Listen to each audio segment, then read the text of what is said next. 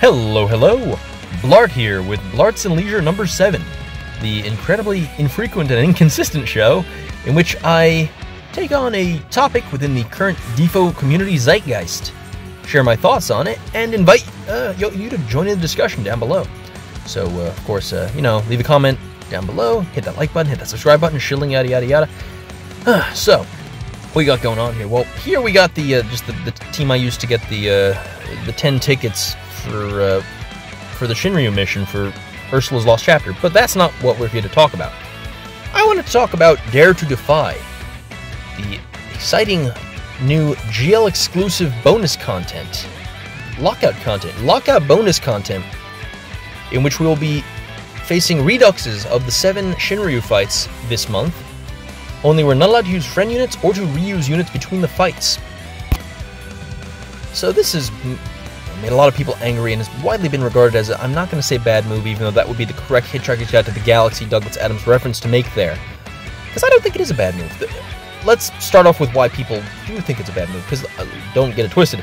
There are a lot of people angry about this who are, complaining, quitting, threatening to quit, actually quitting, reinstalling after saying they're going to quit. You know who you are. Why would that be? Why are people upset at this new content? Well, I think that the issue is, Shinryu is at this point a relatively new difficulty, and there aren't that many FRs out, and they're fairly costly to invest into. They require a lot of power stones or high power stones, and of course the force enhancement points for the characters, things like that. So it's unlikely you're going to be running around with 7 FRs for dealing with these 7 fights. At least not without a heavy investment, both in terms of materials and in terms of possibly money, if that's how you roll. Who knows? So that's the argument, I think. New players, think of new players. We don't think of new players here. I mean, look. Every new player is going to miss out on temporary content. That's just how it be. I will say an argument I've heard is that it should be permanent. And I think permanent content. I think if this was permanent content, I think people would be a lot less upset about it. But it isn't, and so we're just going to have to take that as it is. I agree that I think it would be an improvement if it was permanent. But anyway, since it isn't, why do I like this content? The reason is because, I said this before, DFFOO, well, people are like, oh, it's all about playing your favorites, and it's a fan service crossover game. Ultimately, it's about diversity of experience. If you just wanted a game with Sephiroth, you play Final Fantasy VII. If you just wanted a game with Cabron, you play Final Fantasy XII. If you just wanted to use them, you, I guess, played the Dissidia fighting games. Anyway, it's about diversity of experience. That's why you can run different teams. You can run different play styles. That's why different characters are strong in different moments. The reason that, Fang didn't get a rework for a bazillion years and then suddenly got a rework and is usable is because this game is all about diversity of experience.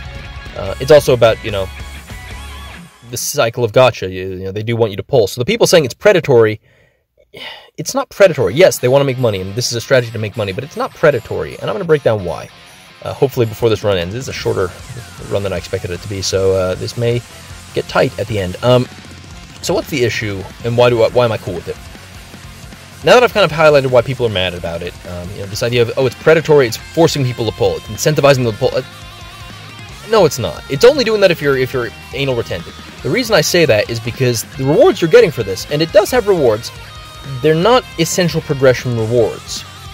And I say that meaning a couple different things. One, the content is, it's you got, pull, gems, tickets, whatever, ingots, or EX ingots, and you get the enhancement points. That's true. You do get the enhancement points from it, which will let you upgrade more characters. That's true. But this isn't like with Lufania Plus. I understood people being upset that the green BT material was locked behind Lufania Plus, and that was the only way to get it. No, you didn't need Lufania Plus or the BT Plus material to beat Lufania Plus, but I got the feeling of, oh, well, it's denying you the best materials. In this case, you don't need to beat this Dare to Defy stuff in order to get your FR weapons and stuff.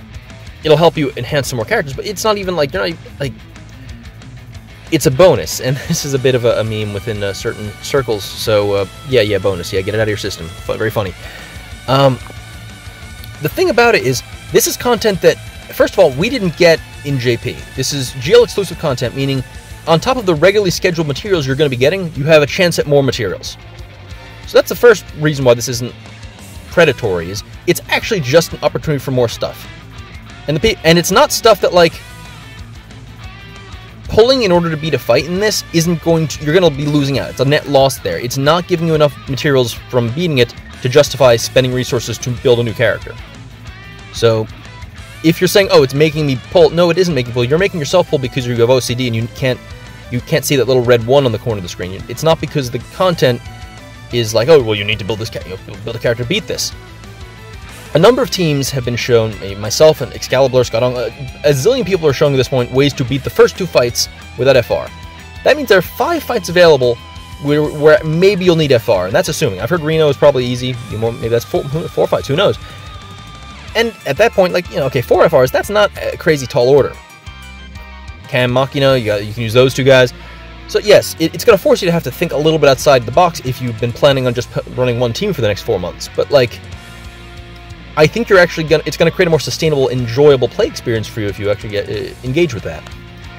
So that being said, the other piece of this is the folks saying, like, oh, well, it's predatory because, this people aren't going to be able to get the rewards.